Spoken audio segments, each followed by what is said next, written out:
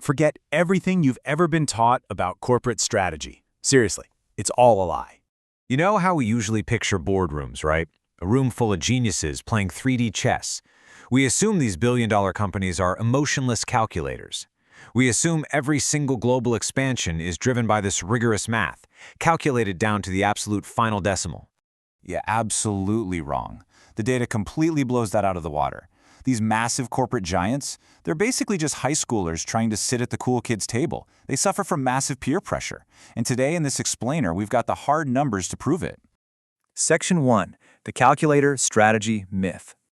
Okay, so for decades, academics believed businesses were totally obsessed with basically two things: minimizing costs and protecting secrets. It's a purely mathematical view of the world. But the social reality, it's entirely different. Companies routinely just toss the math right out the window. They just follow the herd. I mean, think about the old, supposedly logical rules for global expansion. Rule number 1, if you've got a valuable secret, you go it alone. You build a wholly owned subsidiary. Rule number 2, if you desperately need local connections, you partner up and form a joint venture. Sounds totally rational, right? Well, spoiler alert, the real world isn't rational. Moving on to Section 2, the data drop. Look, we aren't just guessing here. We have a rock-solid data set. We're talking 1,194 actual market entries by Japanese subsidiaries. And the breakdown? 53.8% went in alone and 46.2% teamed up.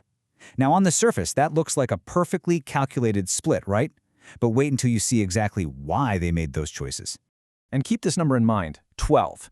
These companies expanded into 12 completely different, highly developed countries. These are open markets, no government mandates forcing their hands. This was total free choice, meaning this is global corporate behavior on full, unfiltered display.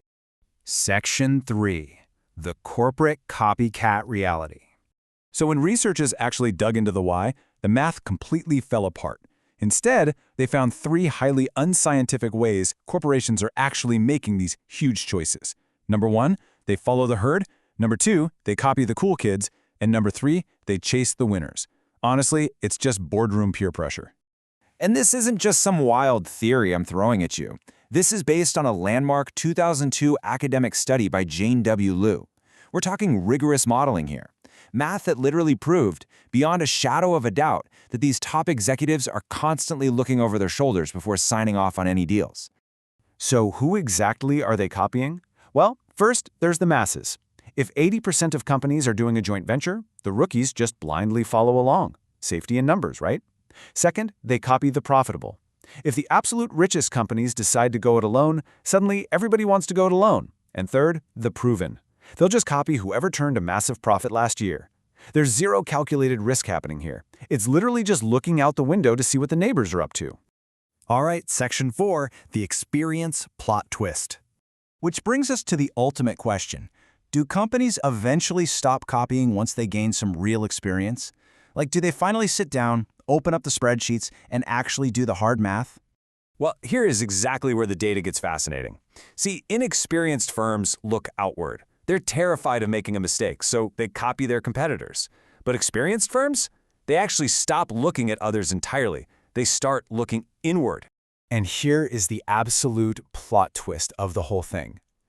Experienced companies, they do not get smarter. No, they just start blindly copying themselves. Academics have all sorts of fancy words for this, but honestly, I call it stubborn laziness. It's like, oh, well, we did a joint venture in France 10 years ago, so obviously we're going to do one in Germany today. They completely ignore the current market reality. Experience doesn't breed innovation here. It literally just breeds autopilot. Section 5. Does this actually work? Now, we can't just accept all of this blindly, right? Because there is a massive red flag in this dataset. It only tested Japanese firms. And why does that matter? Because Japanese business culture is historically incredibly collectivist. Group harmony is basically baked right into their DNA. So, of course, they copy each other.